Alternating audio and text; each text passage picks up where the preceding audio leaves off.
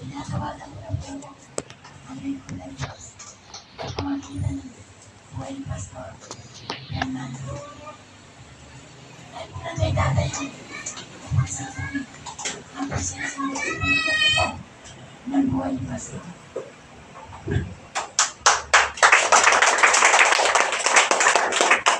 Amen po, magandang umaga. Kumusta na po kayo? Amen. Amen. Pinagpala po tayo ng Panginoon. Amen. Ang sarap po ng kantahan. Ako po, tunay nga po ng pag-awit sa Panginoon ay hindi lamang po nakapagbibigay ng kaluguran sa Diyos, kundi nakapagbibigay din sa atin ng saya at sigla ng ating pangatawan. Ngayon po, bago kayo mo may babasahin po muna ako sa na talata po. Kung may mga Biblia po kayo, maganda po sana kung kasama ko kayo magbabasa sa aklat po ng Matthew chapter 7 verse 21. Ganito po ang nakasaad: hindi ang bawat nagsasabi sa aking Panginoon, Panginoon ay papasok sa kaharian ng langit, kundi ang gumaganap ng kalooban ng aking Ama na nasa langit. Manalangin po tayo. Dakilang Diyos, muli po kaming lumalapit sa iyo, Panginoon, na may pakumbaba na ang aming mga puso, Panginoon, ay bukas upang aming marinig ang iyong mga salita na siyang ibabahagi po ng iyong lingkod. Kaya dakilang Diyos, itago mo po siya sa iyong kaluwalhatian. Ikaw po, Panginoon, na makita sa kalangit-langit ito at ang iyong presensya, Panginoon, ang siyang magbigay sa amin ng pag-asa. Dakilang Diyos, ito ang aming dalangin sa matamis sa pangalan ng aming Panginoong Hesus. Amen. Amen. Makakaupo na po lahat. Alam niyo po, kung uunawain po natin mabuti sa ating mga buhay, akala ko minsan ng marami, lalo na, lahat po claim yung pagiging Kristiyano. Kahit na sino na po dyan, sasabihin nila, Kristiyano ko, pero maliwanag po, lahat sila tumatawag ng Panginoon, Panginoon, pero ang sabi po ng Panginoon, hindi raw lahat. Sabi nga ganyan, hindi lahat ng nagsasabi sa aking Panginoon, Panginoon ay papasok sa kaharian ng langit, kundi ang gumaganap ng kalooban ng Ama na nasa langit. So, yun po ang ating unawaing mabuti, yung mga salitang binigay po ng Panginoon. Ngayon, may mga babasahin po mga verse para maliwala po tayo na ang nagsasabing Kristiyano siya ay maliligtas ayon sa pagtuturo ng ating Panginoon nang siya ay narito pa sa sanlibutan ito. Babasahin ko po yung Matthew 25, 1-13. Medyo mahaba po, pero maganda po ito. Kung magkagayon, ay makakatulad ang kaharian ng langit ng 10 dalaga na kinuha ang kanilang mga ilawan at nagsilabas upang salubungin ang kasintahang lalaki. At ang 5 sa kanila'y mga mangbang at ang 5 matatalino.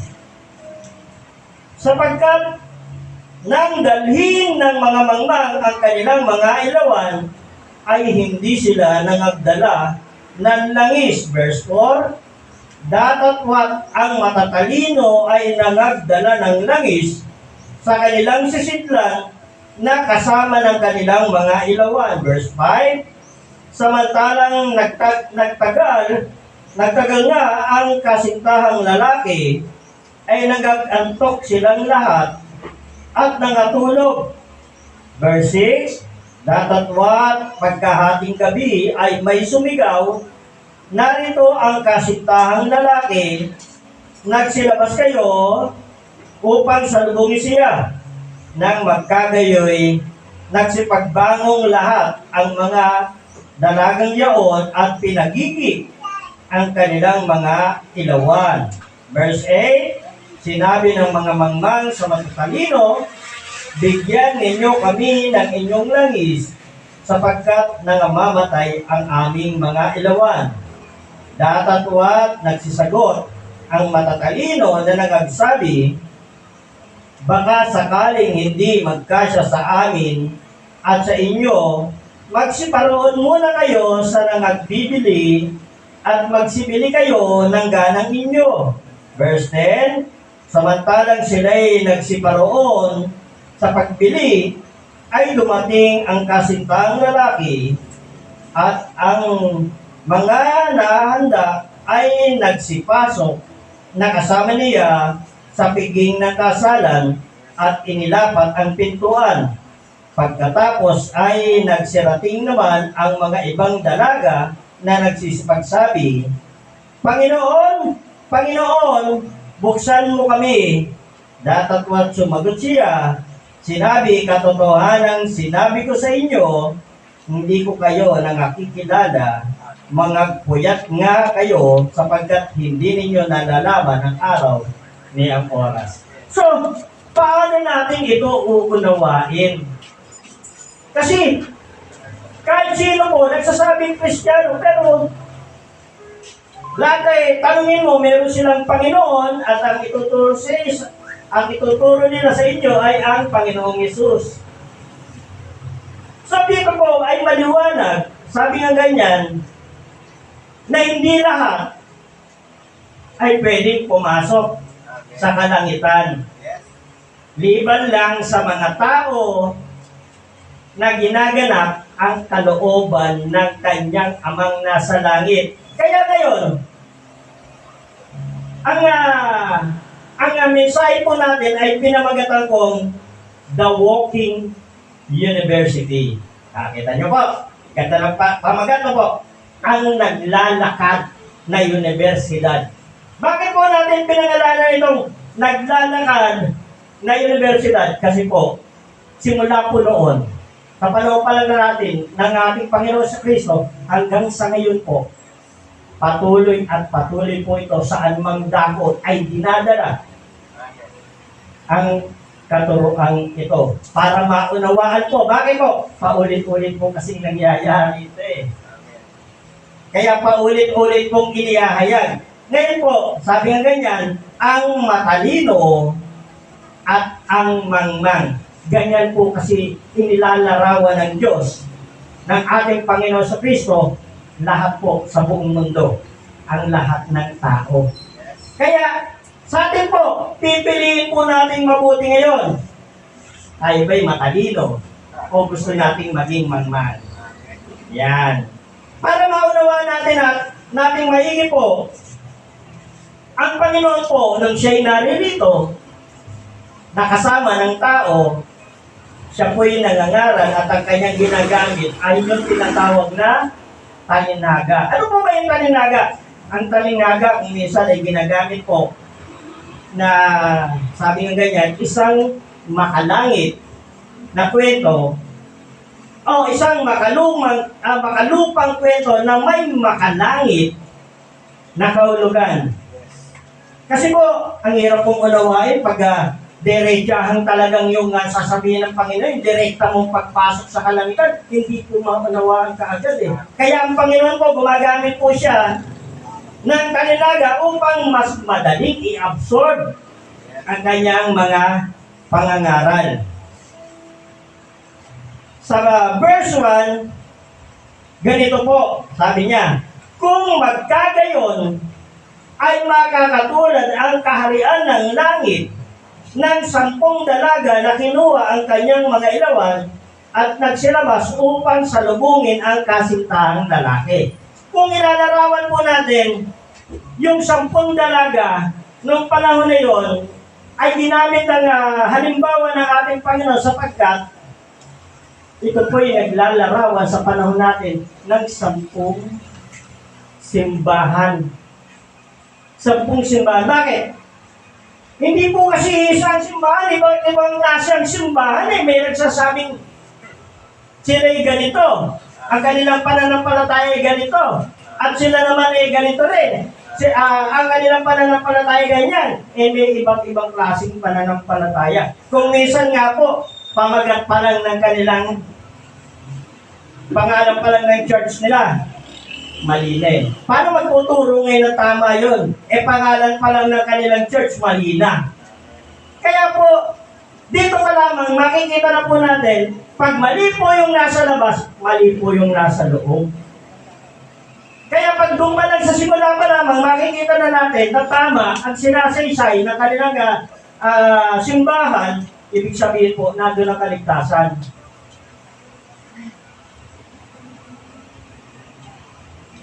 So sabi ko nga sa inyo, ang bilang na 10 ay kumpletong numero. Walang labis, walang kulang.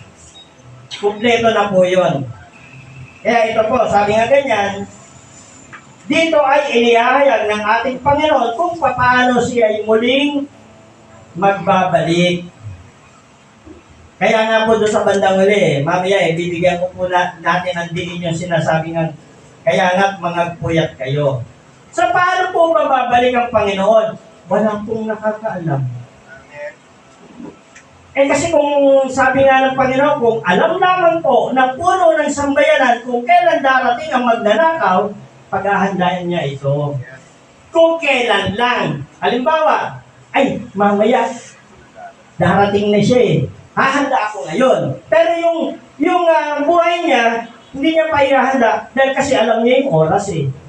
Kaya ang ginawa ng Panginoon, sabi niya dito, sa Matthew, chapter 24, verse 36 hanggang 37, ngunit tungkol sa araw at oras na yaon, walang nakakalam kahit ang mga anghel sa langit, kahit ang anak, kundi ang Ama lamang. Ngayon, bakit po ganon? Gusto kasi ng Panginoon, hindi natin alam kung kailan para lagi tayong handa. Hindi natin. Kaya nga lagi, minsan ang katanungan ko ng mga pastor, ligtas ka ba? Yan ang tanong eh. Sigurado ka? Yan ang katanungan po. Ganon din ang katanungan ko sa inyo. Sigurado kayo maliligtas? Yan. Kayo na po sasagot sa sarili niya. Kasi, dito po sa ating mensahe, maunawaan natin mabuti po. Meron po rin sinasabing at ang 5 sa kanila ay mga mangmang. At ang 5 ay matatalino. Kasi po, sabi ko nga sa inyo, yung mga mangmang, mahilig po silang hindi pa naman siguro darating ang Panginoon. Pwede pa akong makisaw-saw sa gawain ng sanlibutan. Pag malapit na dumating ang Panginoon, saka ako magbabago. Yan ang mga bagay na kung minsan ay nagiging katwiran. Teka muna. Ganyan ang inuman muna tayo ngayon. Kasi, wala pa naman ang Panginoon. Hindi pa dumarating. Kung minsan nangyayari yan sa katwiran natin sa mga bagay na hindi sinasadya,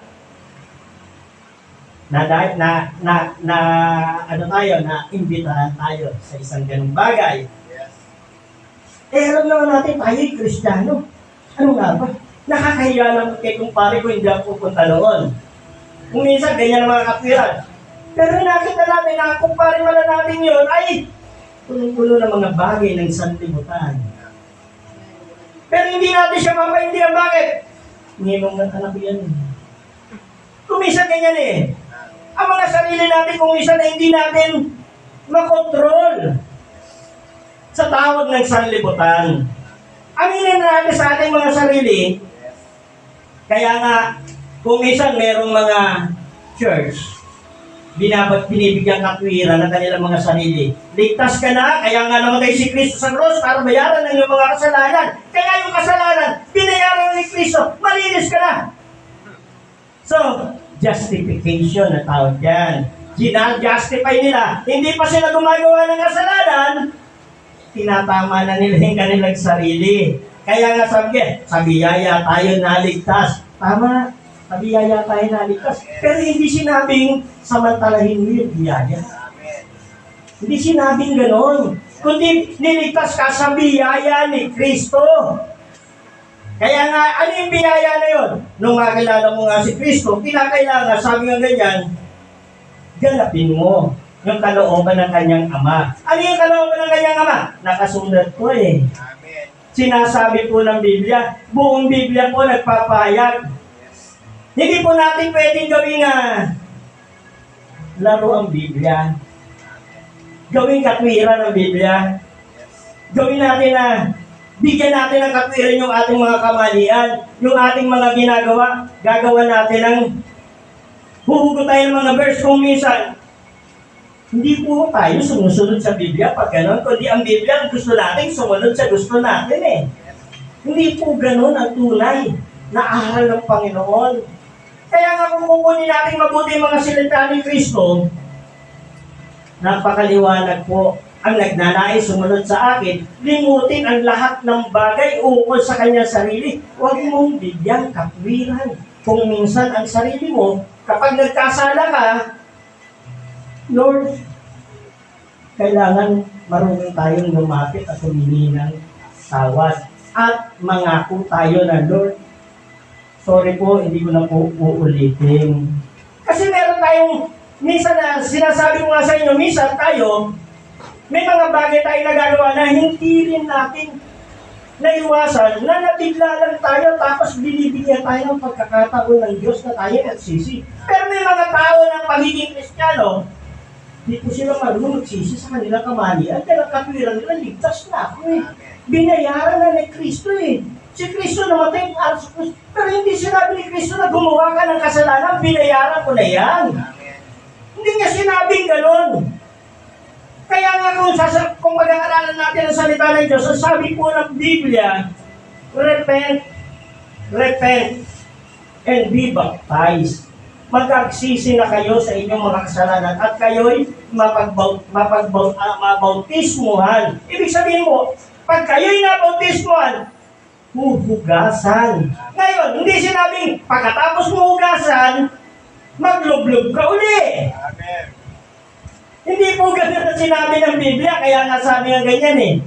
Huwag mong isaboy sa baboy ang perlas.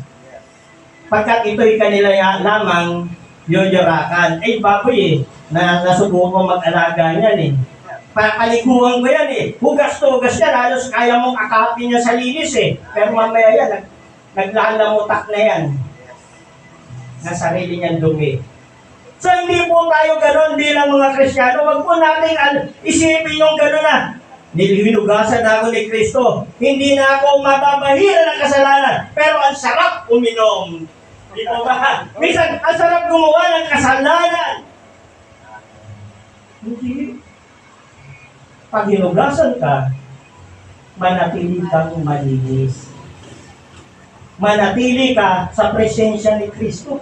Manatili ka. So, tuloy po natin. Sapagkat nang dalhin ng mga mangmang ang kanilang mga ilawan, ay hindi sila nangagdala ng langis. Alam niyo po ba kung anong inilalarawan dito? Nung inihayag ito ni Kristo, kaya sinabi ko sa inyo, the Walking University, simula noon hanggang ngayon, ang kaganapan nito ay nasa atin eh. Bakit po? Eh wala pa namang mga church nung panahon na yun eh.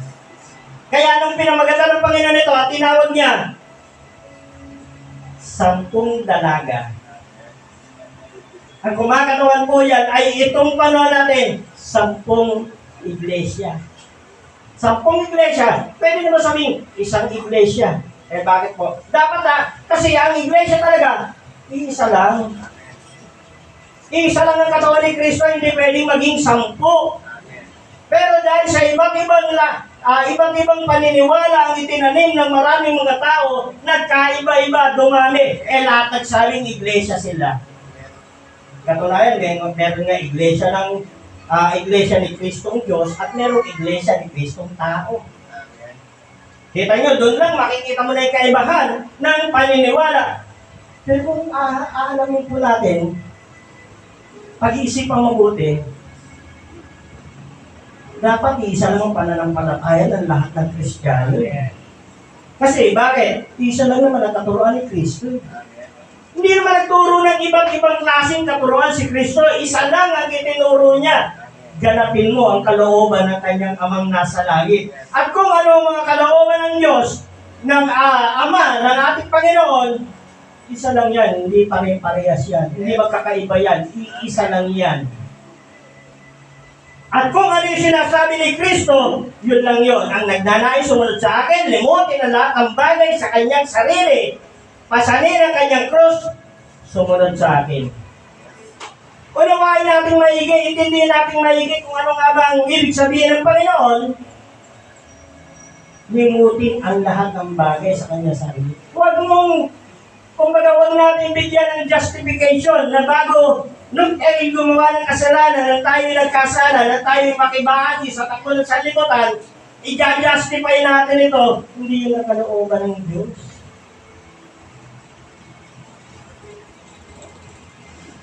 Kung uunawain natin, hindi natin ang buong Biblia, simula po sa Genesis hanggang sa pagdating ng Revelation, isa lamang po ang hinihingi ng Panginoon. Magpakabanal kayo sapagkat ang inyong Diyos ay banal. Bakit po? Wala, kasi nga, ang sabi ng ganyan, yung daw laman at dugo ay walang karapatan makapasok sa kaharian ng Diyos. Eh ano pa ba yung laman at dugo? Yun po yung kung minsan, itong laman na ito ay maraming bagay na ninanais. Mga bagay na nasa sanlibutan. Yung mga bagay na akala nila ay nakapamibigay ng saya.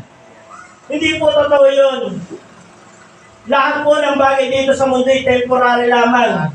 Inililigaw ka lang. Inilalayo ka lang upang hindi mo matikman ang buhay na walang hanggan na ibinibigay ng ating Panginoon. Alam niyo po, yung sinasabi kong langis na tinutukoy dito, eh baka akala niyo po sa petrol po mabibili yun. Hindi. Yun po. Kaya sabi nga ganyan eh.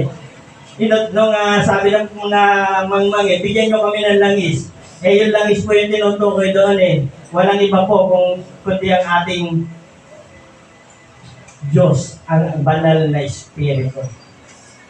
Siya po yung langis na kung bakit kung minsan ay sinisimbolo na pag tayo'y ng isa katulad nga po nung nakaraan, nung gawain doon, si Brother Michael ay binuhusan na ng langis bilang tanda na siya ay hindi na Brother Michael. Siya ay matatawag na nating pastor sapagkat inordinahan siya para maging pastor. So, tayo po ay inordinahan bilang maging anak ng Diyos. Kaya po yung langis na yun, ibinuhos po sa atin ng ating Panginoon bilang mga anak ng Diyos. Kaya nga po, ano nga yun yung langis? Sabi nga ganyan, ano nga simbolo nito? Sa Matthew chapter 5, verse 16, sabi po ganito, lumiwanag na gayon ang inyong ilaw sa harap ng mga tao upang makita nila ang inyong mabubuting gawa. So yung banal na Espiritu po, kung nasa inyo at dala-dala ninyo, walang bagay na hindi nyo kayang tanggihan sa tawag ng sanlibutan. Kundi makikita po nila, dako mo na, inom na tayo. Sorry po, Brad. Hindi po makipagbibigay sa akin ng kabutihan niyang iniinom na yan eh. Bakit? Pag nalasing po ako, baka po ano lang ang magawa ko. Meron nga akong kaibigan eh. Pinagmamalaki niya na siya ay mananampalataya daw ni Kristo. O sabihin na natin diretsa na, iglesia raw siya ni Kristo. Pero, umating sa isang handaan. Hindi siya kumakain ng tubo. Pero nung malasing at nakainom, malaki na, at marami na siya nainom, masarap pala yung dinuguan. Nawawala po yung katinuan ng isang tao. Oras niya, siya ay nakainom ng alak. Alam niyo po yung alak, parang ano yan eh, kamandag ng ahas yan eh, na pag natuklaw ka, umiikot na yung paningin mo, nawawala ka na sa sarili, nagagawa mo ng mga bagay na hindi mo dapat gawin. Ngayon, kung sasabihin po natin, hindi naman bawal pastor sa Biblia ang alak eh. Sabi nga ni Pablo kay Timoteo, uminom ka ng kaunting alak dahil lagi ka sinisikmura. Iba po yung alak nun eh. Yung alak po noon, sodas lang yun. Yung pinigang ubas, pero pag nag-ferment ka dyan at tumagal, hindi na po pinapayagang inumin yan. Bakit? Eh may hilo ka na dyan. Alam niyo po ba yung resulta niyan? Toxic yan eh. Nilalason yung ugat mo sa katawan, nalalason ka, nawawala ka na sa sarili mo, lahat ng bagay pwede mo nang gawin. Iba po yun eh. Hindi naman po ganun. Eh lalo na yung alak po natin sa ngayon. May mga proof pa yan. Hindi naman po ganun yung ginawang alak ni Kristo. Kasi sabi kang ganyan eh, si Kristo nga, kumuha nga ng alak. Iba po yun. Yung alak na ginawa ni Kristo, bagong piga na ubas po yun. Kaya nga sabi ng ganyan eh, bakit ganun? Kung ating pag-aaralan mabuti yun. Sa mga handaan eh, kung ano yung lumang alak, yun ay sa uli na. At sa una, yung masarap. Eh, pagdating doon, unang inom pa lang, masarap na eh. So, yung pong sabi ng ganyan, yung ating pong ginawan, yung po yung ating pagiging Kristiyano. At ang langis na dapat nagliliwanag sa atin, yung po yung gawa ng banal na Espiritu sa buhay natin. Dahil kung nasa atin po talaga ang Panginoon at ang kanyang Espiritu, minsan na ituro ko nga eh, sino ba ang hari? Ikaw o ang Diyos?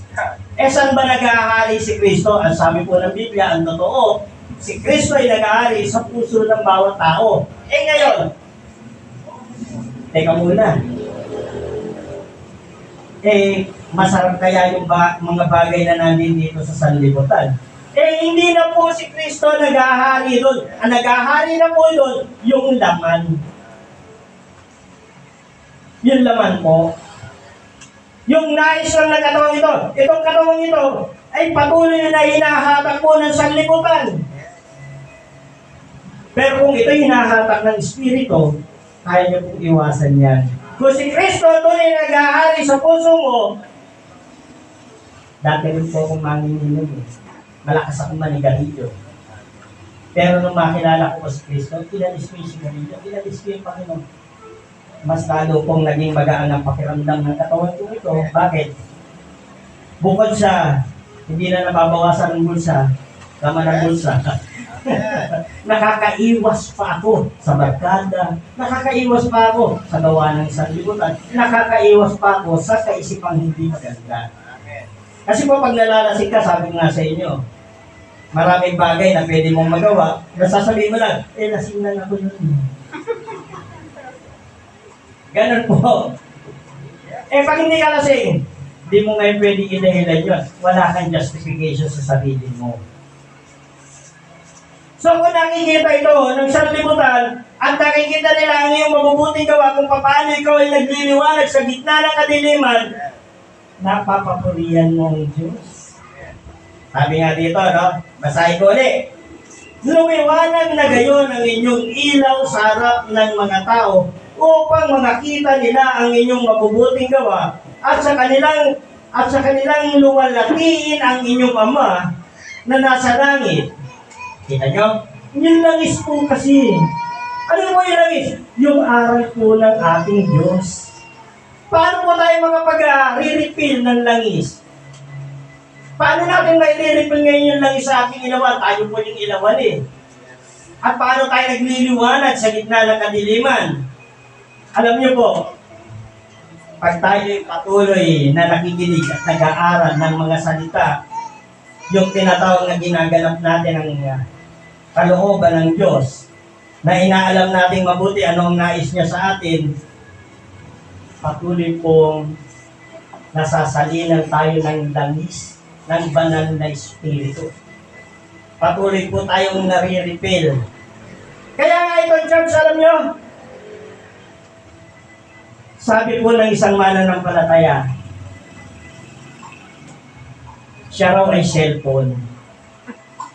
At kaya siya nagpupunta ng church, nag-charge siya. So dito po natin na i-charge yung ating power. Dito po sa magitan po ng salita ng Diyos na ating tinatamasa, tinatanggap, lumalakas po tayo. Tingnan niyo po, isang araw lang na hindi ka magsimba. Unang linggo, hindi ka nagpakita sa simbahan. Susunod na linggo, tinatawag ka eh. Pero pag linggo-linggo nasa church ka, pakiramdam mo, pag hindi ka nakapag-church, kulang ang araw ko.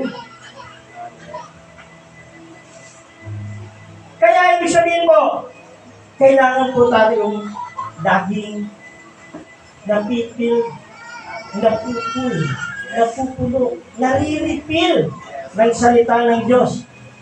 Yun po yung langis ng buhay natin. Kaya patuloy po tayo nakapagpapatotoo, patuloy tayo nakapagbibigay ng liwanag sa sanlibutan, saan man tayo makarating. Malaki po kasi kaibahan ng Kristiyano sa hindi Kristiyano. At ipakita po natin yung kaibahan po yun. Huwag po tayong maging mangmang. Sandali lang po, inom lang ang tubig.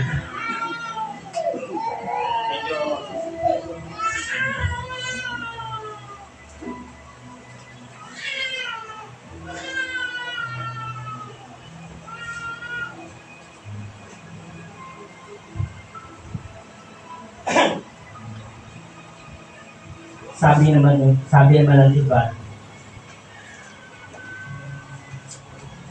ako, pastor, wala naman akong ginagawang masama, saan man ako makarating, ano man ang ginagawa ko. Walang nadadamay, nag-iisa lang ako.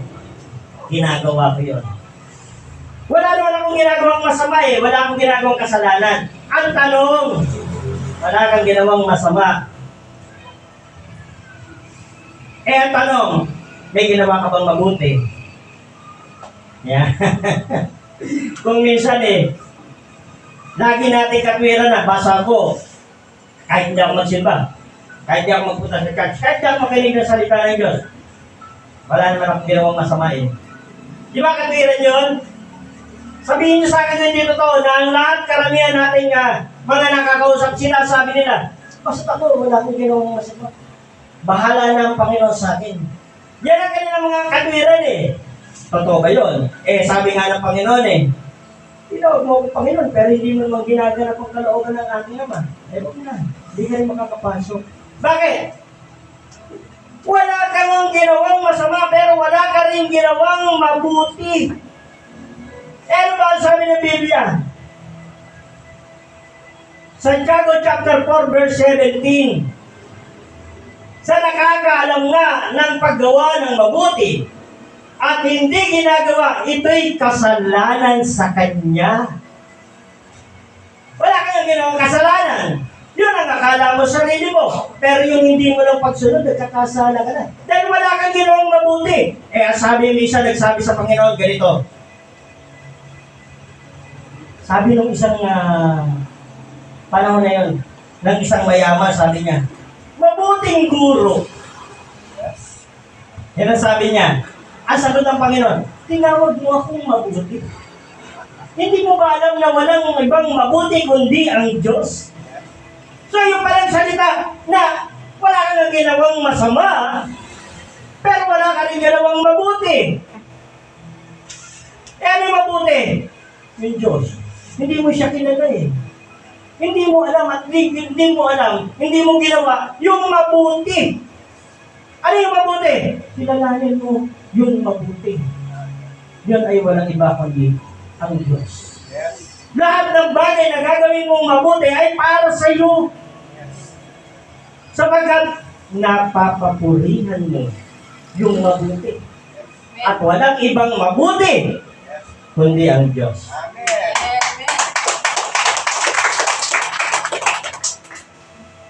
So, huwag natin idailan. Kung minsan sabihin natin nga, di ko naman, sabi nga ganyan wala naman akong kasalanan. Pero wala naman din akong ginagawang mabuti. Hindi justification yun. Para sabihin mo makakapasok ka na sa kalantan. Mali po. Sapagkat lahat po ay pwedeng tumawag sa Kanya ng Panginoon. Pero hindi lahat papapasukin niya sa pintuan ng langit. Sa verse 4, dapat ang matatalino ay nangagdala ng langis sa kanyang sisidlan na kasama ng kanilang mga ilawan. So ito kung matatalino ito, dapat nating unawain at intindihin na dapat pangarapin nating maging ito. Tayo po yung dapat nagagamit ng Panginoon. Saan man tayo makarating, maring ako, ang hamon ko sa inyo, ba't hindi kayo mag-aya ng mga kapitbahay nyo? Nandito naman kami ni Brother Rudy. Yes. Pupunta kami sa inyo. Maglagay kayo ng mga Bible study. Amen. Pupuntahan namin kayo. Yes. Magagamit kayo. Magiging ilaw kayo ng sanlibutan. Yes. Makapagbibigay kayo ng kaluwalhatian sa Diyos. Yes. Huwag nating iasa lang kay Pastor, kay Brother Rudy o sino man, kundi tayo po'y maging kagamit-gamit. Dapat sa bawat lugar, maging halimbawa tayo sa mga kapatid natin, sa mga kaibigan, sa mga magulang. Mag-Bible study tayo. Nagtatago sila. Kahit sila nagtatago, madidinig pa rin naman nila yung sasabihin at pag-aaralan natin. Kahit tatlo lang tayo, pwede natin gawin yan Ang importante, madinig pa rin nila. Huwag niyo sasabihin na, Pastor, kasi pag nag-Bible study, hindi naman sila umatin. Oo! Kahit di sila umatin, sigaw natin para marinig nila. Huwag nating panginayangan yung pagkakataon ng, alam nyo kami ni Brother Rudy, kahit isang tao lang, hindi namin pangihinayangan yan. Yes. Dahil pag nag-usap na kami at meron nakapakinig yan, huwag nyo sabihin, sabi ng Diyos, ang aking mga salita ay hindi babalik ng walang pakinabang. Kaya pag nagsalita ka, kahit na sabihin mo yung nagkikwentuhan lang kayo dyan sa labas, at meron nakapakinig, ay oo nga, papasok sa isip niya yun, kahit anong mangyari. Amen. Kikilos ang banal na Espiritu. Ang sabi ng Panginoon, kilala ng aking mga tupa ang aking tinig, pag ito'y kanilang narinig, agad silang lalapit. Pag hindi nila narinig, lalapit pa sila? Kaya nga sa pamagitan natin, madidinig nila ang tinig ng Panginoon. Kayo po ay magiging ilawan ng sanlibutan. Kaya nga sabi nga ganyan walang naglagay ng ilaw, nagsindi ng ilaw inilagay sa ilalim ng lamesa. Karamihan po, ang ilaw nilalagay sa ibabaw ng lamesa para magbigay ng liwanag. Kayo po yung ilawan. Amen. Nandito po kami. Pag kailangan nyo lang po mga Amen. salita ng Panginoon. So sabi nga datatwa, ang matatalino ay nangagdala ng langis sa kanilang sisidlan na kasama ng kanilang mga ilawan. So, sabi dito, sa verse 5, samantalang nagtatagal nga ang kasintang lalaki, ay nangaantok silang lahat, ay nangatulog. Darating po ang panahon na baka inaakala natin, wala kaya nangyari sa ginawa ko hanggang sa araw na aking namatay. Malaki po ang nangyari hanggang sa araw na tayo ay matulog na. Kasi po, paggising natin, meron po tayong isasagot sa lahat ng katanungan ng Panginoon. Nung nabubuhay ka at nasa libutan ka, anong ginagawa mo? katunayan nga, baka hindi na itanong ng Panginoon yan, baka hindi ka na. Ganito po kasi ang sabi sa Daniel, chapter 12, verse 2. At marami sa kanila na nangatutulog na sa alamok ng lupa ay nangagigising, ang iba'y sa walang hanggang buhay, at ang iba'y sa kahihiyan at sa walang hanggang pagkapahamak. Saan po natin gusto? Sa walang hanggang buhay o sa kahihiyan ng pagkapahamak? Di atin na po ngayon sasabihin sa ating sarili, siyempre, sino ba naman ang gusto sa kapahamakan? Sa walang hanggang buhay na. Magsimula ka na. Amen. Huwag mo na sayangin ang pagkakataon. Yes. Gawin mo na yung dapat mong gawin. Magliwanag ka Yes. sa gitna ng kadiliman Amen. para pagdating ng Panginoon, gigisingin ka niya at dadaling ka niya sa walang hanggang buhay. Amen. Tuloy po natin. Sabi po dito, ito yung araw ng paggising. Datapwat, pagkahating gabi, ay may sumigaw, narito na ang kasintang lalaki, nagsilabas kayo upang salubungin siya. Alam niyo po, bakit tayo inuutusan lumabas upang salubungin ang ating Panginoon? Ako, sasabihin ko sa inyo, iksi na lang po ng panahon natin. Napaka-iksi na po. Yes. Nag-aaral po kaming mabuti kung ano po yung sinasabi ng Biblia tungkol sa pagbabalik ng Panginoon. Para maunawaan po natin yung kaganapan po na nangyayari po sa bansang Israel. Kung nakikibalita po kayo, nagpapakilala na po ng malapit nang bumalik ang Panginoon. Dahil sabi ko nga sa inyo umatin kayo ng prayer meeting. Bubuksan ko po sa inyo yung katuruan na kung paano natin malalaman ang pagbabalik ng Panginoon. Kasi po, yung nangyayari ngayon, hindi na po biro. Kung bakit ngayon binubugbog ng Israel ang Hamas sa tinatawag na yung Gaza, sa lugar ng Gaza, hindi po talaga totoong bugbugin lang nila ang Hamas, ubusin ang purpose. Kasi ang lalayo po ng target ng Israel, dinudurog nila ang Gaza. Bakit? Para lumayas po ang mga Palestine, para muling maitayo po yung tinatawag na Third Temple. Pag nangyari po yun, maitatayo po ulit at babalik na po ang ating Panginoon. Pero mangyari po yun, kaya nag-aaral tayo mabuti dahil bago bumalik ang Panginoon, yung Antichrist po. Pero ang Antichrist, matagal na natin dito, naghahari na. Yes. Pero gustong tibain ng Panginoon yung paghahari ng Antichrist na yan. Tayo po yung kasangkapan ng Panginoon para mag-iba po yan. Kaya nga sabi ko nga sa inyo, kailangan natin kumilos, kailangan natin magtrabaho, kailangan natin magliwanag, kailangan natin magpayag para mag-iba po yung gawain ng Antichrist. Kasi kabi-kabila po yung panlilingnan ko Katulad po ng kailan po ba yung yung araw ng mga puso? 14, alam niyo po ba? Yan ay isang pandaraya ng Antichrist yan. Bakit? Ang Diyos po nila dyan, si Cupido. Di ba yung batang may hawak na sa Roman mythology po nanggaling yan Tapos, sino si Cupido? Anak po yan ng Diyos-Diyosa na si Adonis, saka ni Venus de Milo.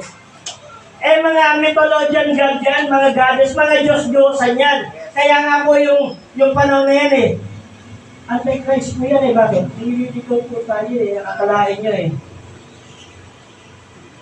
pinapaniwala tayo na yun daw Diyos ng pag-ibig si Cupido. Antichrist yan. So matagal na po naghahari ang Antichrist dito. Kaya nga dapat natin unawain, intindihin, pag-aralan, alamin kung ano ba talaga ang salita ng Panginoon upang mailayo tayo sa mga maling pag-aakala. Marami na naman pong madidisgrasya niyan. Amen. Sa Maynila nga, nag-drive ako dati ng taxi, nag-drive ako ng ano. Eh, bintahin mo. Malayo pa yung February 14 eh.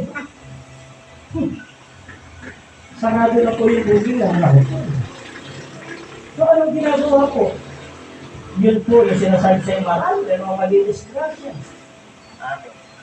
At marami na naman silang mahiligaw. Isipin niyo po yung katuruan na yun, na Valentine's Day, samantalang aralin natin mabuti, sino ba si Valentino? Hindi nga nila malaman dahil tatlong Valentino yung nasa history. Meron nga doon mamamatay tao Merong mga kriminal yung mga Valentino na pinag-aano nila. Layo-layo naman ang Diyos ng pag-ibig, kasawi sa Valentine's Day. Ewan ko nga ba, pero ako kaya ko ituro sa inyo bakit nangyari. Pero wala tayo sa panahon ngayon. Datagwat, pagkahating gabi ay may sumigaw, narito ang kasintahang lalaki, magsilabas kayo upang salubungin siya. Dapat po sinasalubong na natin. Dapat po nagagamit na tayo. Dapat nagpapayag tayo. Kung hindi man natin kaya magpayag, natin dito naman kami ni Brother Rudy. Sabi ko nga sa inyo, magbukas na kayo ng mga Bible study sa inyong mga bahay. Kahit kayo lang, kahit kayo dalawang mag-asawa, kahit sino sa inyo. Yung mga mahal nyo sa buhay, mahuhugot yan. Mahuhugot. Bakit? Pag narinig nila ang salita ng Diyos, kahit sa ayaw at sa gusto nila, makukuha nila, maintindihan nila yan. Papasok din sa puso nila yan dahil ang Diyos mismo ang kikilos. Tayo'y kasangkapan lang. Ilawan na ang nagbibigay ng liwanag ay ang Diyos. At kung ang langis ng ating Panginoon, ang salita ng Panginoon ay patuloy na nagliliyab at nagliliwanag sa marami, marami pong maliliwanagan dyan. Marami pong tatanggap dyan sa Panginoon. Marami po. Kaya gamitin po natin bilang mga ilawan, tayo magliwanag. Yes.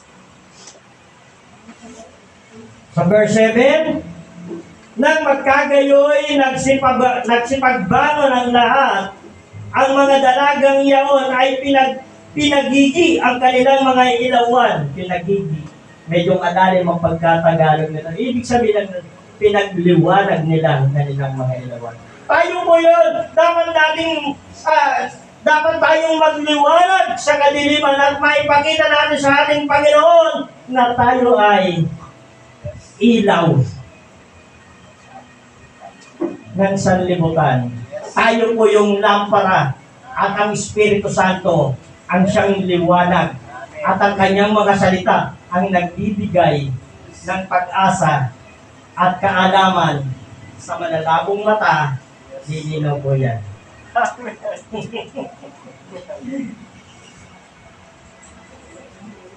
At sinabi ng mga mangmang sa matatalino, bigyan niyo kami ng inyong langis sapagkat nangamamatay ang aming mga ilawan. Kita niyo po yung pong ginagawa natin para sa atin po yun. Hindi po pwede mangyari po yung mga ginagawa nila na alam niyo po, pag naalala ko po nung ako hindi pa Kristiyano, nakikita ko po yung gawain nung mamatay ang father ko dahil 7 years old lang ako.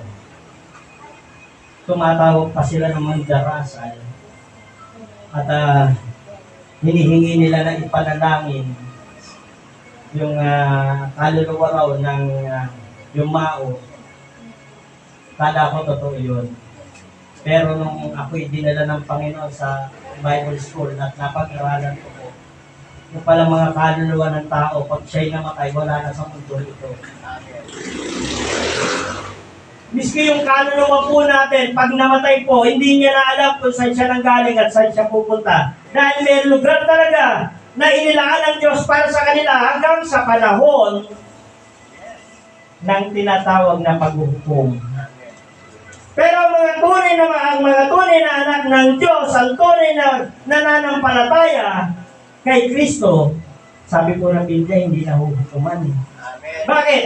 Nahukuman eh. Amen. Pag si Kristo ay tinanggap mo bilang Panginoon at tagapagligtas, nahukuman ka na. Bakit? Kasi si Kristo yung hukom eh. Paano kanya hukuman? Yes. Eh, nasa likod ka nga ni Kristo, kaya nga sa pagbangon eh. Sabi ng, kaya nga pagbangon na ganyan eh, yung pagbabalik ni Kristo, basahin po natin.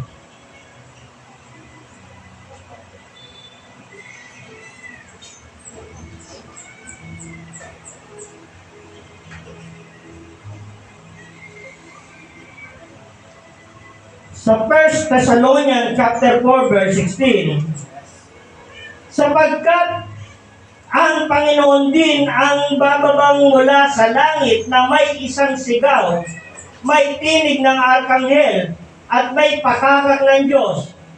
At ang mga namatay kay Kristo ay unang mabubuhay na maguli. Kita nyo? Kung kayo ay na kay Kristo, pagbabalik ni Kristo, minsan po, baka may pagkakataon na eschatology po ang pag-aaralan natin. Ihahayag ko sa inyo kung paano yung hiwaga ng eschatology ng pagbabalik ni Kristo. Hindi ka na po hahatulan dahil binuhay ka na nga ni Kristo eh. Yun lamang kung na kay Kristo ha. Amen. Kaya sikapin mo natin maging na kay Kristo. Yes. Then baka mamaya, umaasa po tayo, wala pala tayo kay Kristo. Nandun po tayo sa mga aral ng mga nag-aaral, nagtuturo na hindi naman po umaayos sa salita ng Diyos.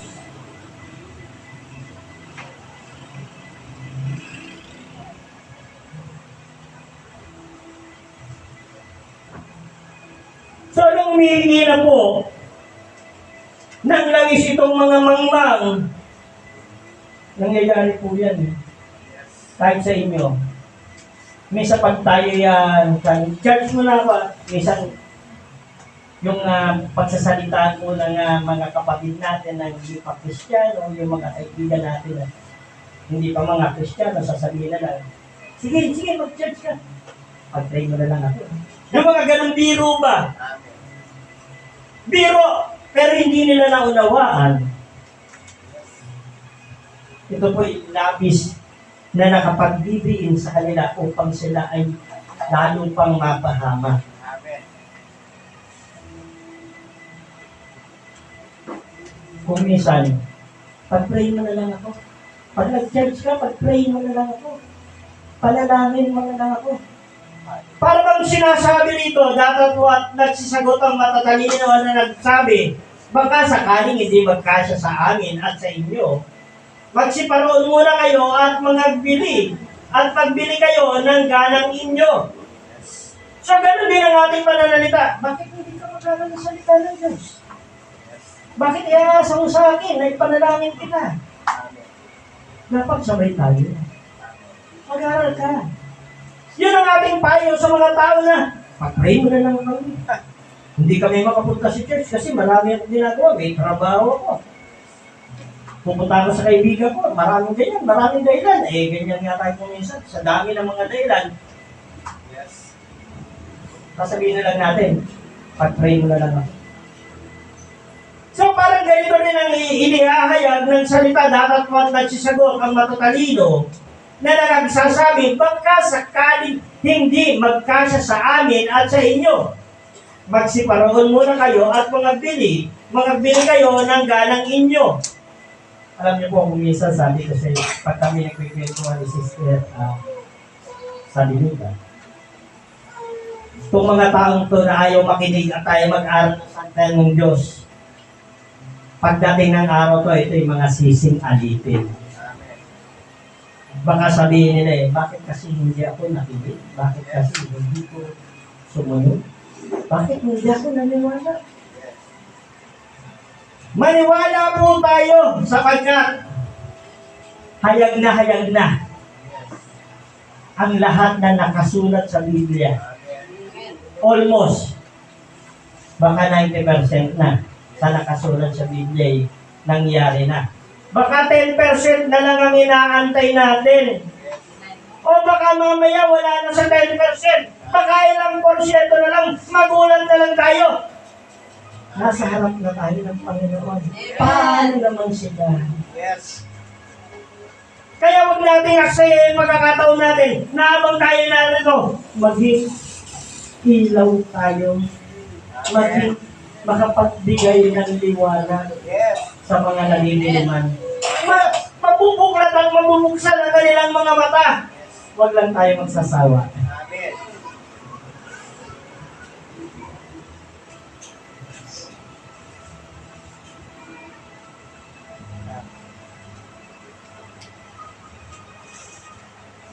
Sa verse 11 po,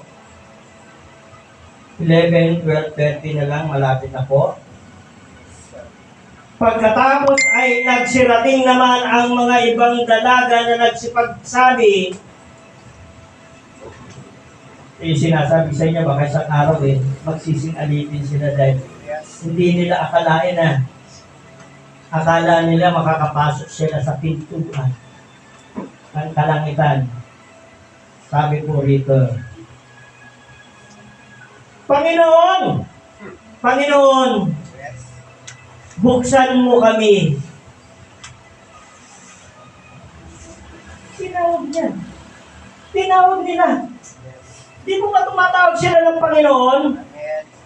Kahit nga dyan yung mga simbahan na kapaligid dito, tinatawag nilang Panginoon ang ating Panginoon Jesus.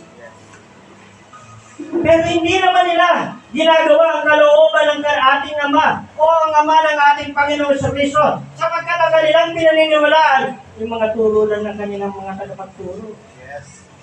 Ayaw nilang maniwala sa salita. Bakit? Ginajustify nila yung kanilang sarili. Hindi po natin gagawin yan.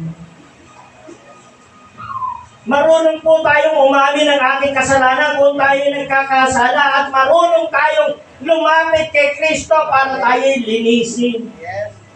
Para tayo hugasan. Dahil bakit naman ang Panginoon na tao pa rin naman tayo nasa kahingaan at nasa dugo at naman Yes. kung minsan ay nakakaramdam din ng mga bagay na kasalanan at gagawa. Amen. At tayo'y kayang unawain ng Diyos. Alam nyo, minsan, sabi sa akin ni Pastor Michael ng gabi, nagkakatwentuhan nga kami. Paano, Pastor, yung bang nagpakamatay, maliligtas pa sila. Yan tanong niya sa akin. Sabi ko, ang sabi ng Biblia, huwag ka papatay. Ngayon, nakapatay. Nung siya'y nakapatay, humingi ng tawad sa Diyos.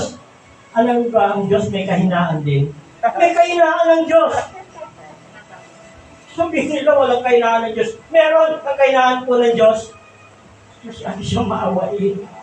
Yun ang kanyang kahinaan. Kaya nga sabi ng Panginoon may isang talata sa Biblia Pipiit niya yung kanyang ulo sa malayo at hindi niya ititingin sa isang tao kung ayaw niya na talagang patawarin. Kasi pag siya natingin doon at napagmasdan, at kaya nga sabi ng ganyan, pag tayo'y nanalangin at daimtim sa ating puso, gaano mang kabigat ang ating mga kasalanan, mapapatawad po tayo ng Panginoon. Dahil yung po ang kanyang kahinaan, yung kanyang pagiging mapagpatawad. Kaya nga ang ating Panginoon, para lang tayo mabigyan ng pag-asa, siya po ang namatay para sa atin. Yan dahil sa kanyang kahinaan.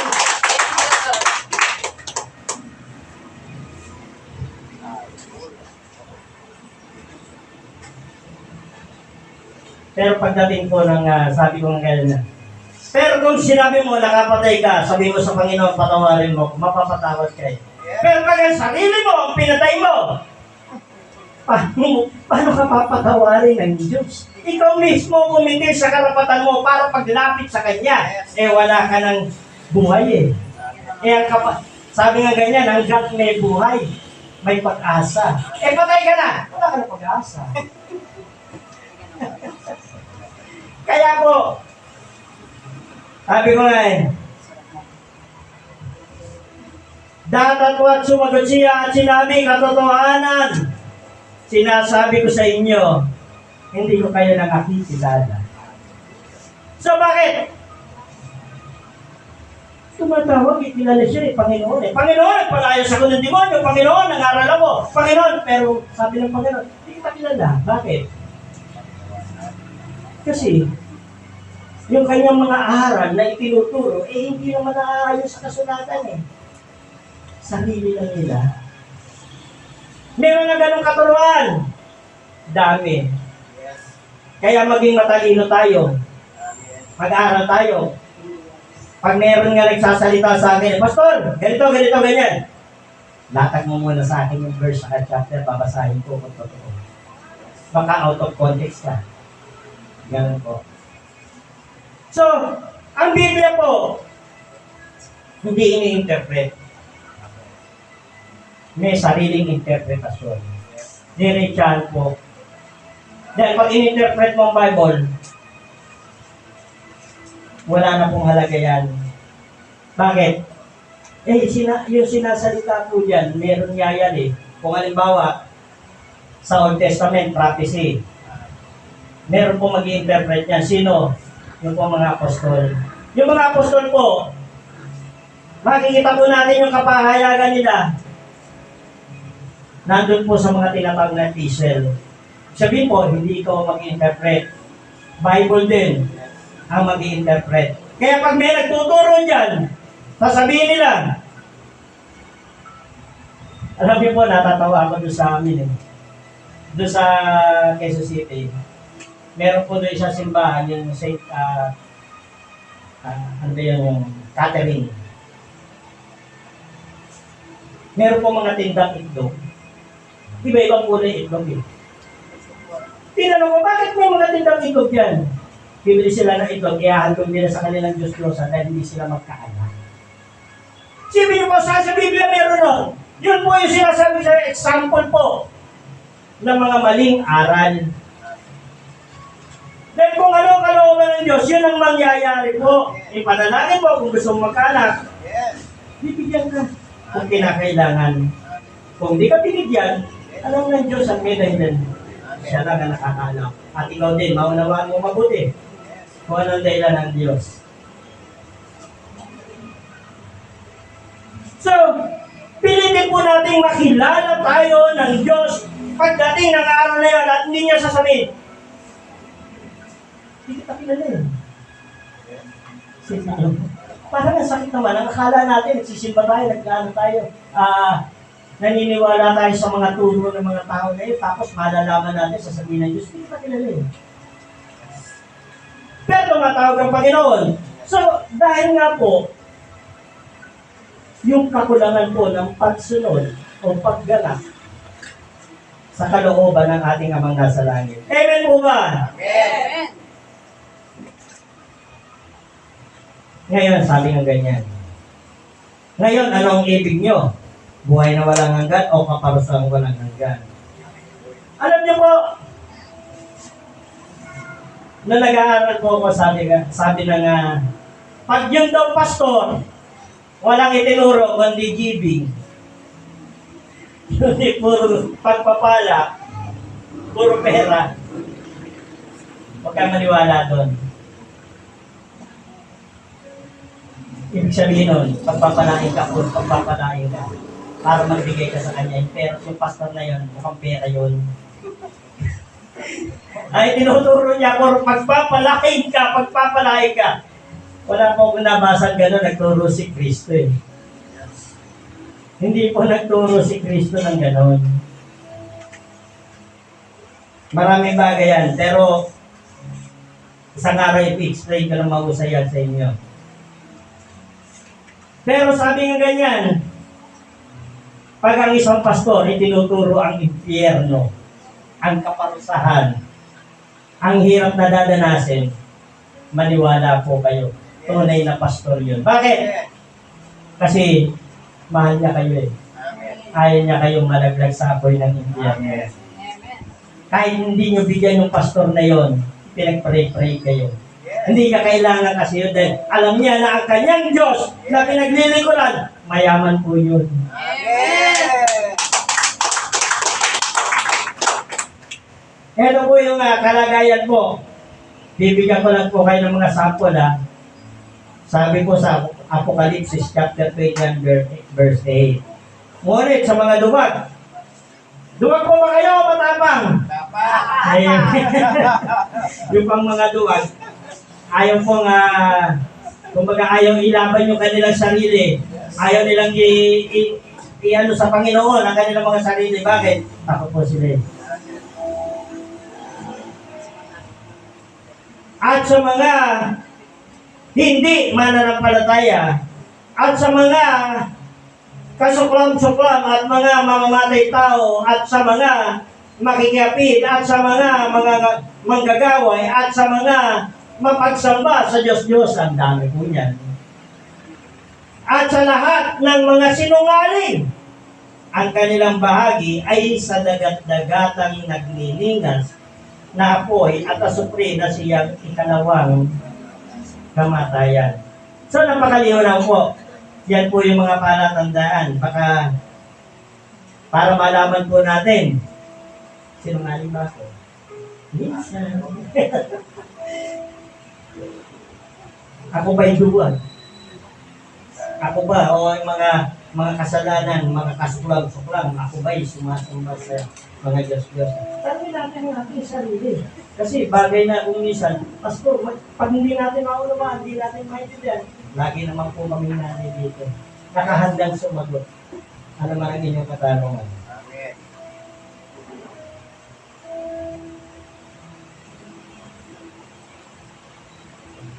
Na nabuksan ang mga aklat at nabuksan ang ibang aklat na siyang aklat ng buhay at ang mga patay ay hinatulan ayon sa mga bagay na nasusulat sa mga aklat ayon sa kaniyang mga gawa.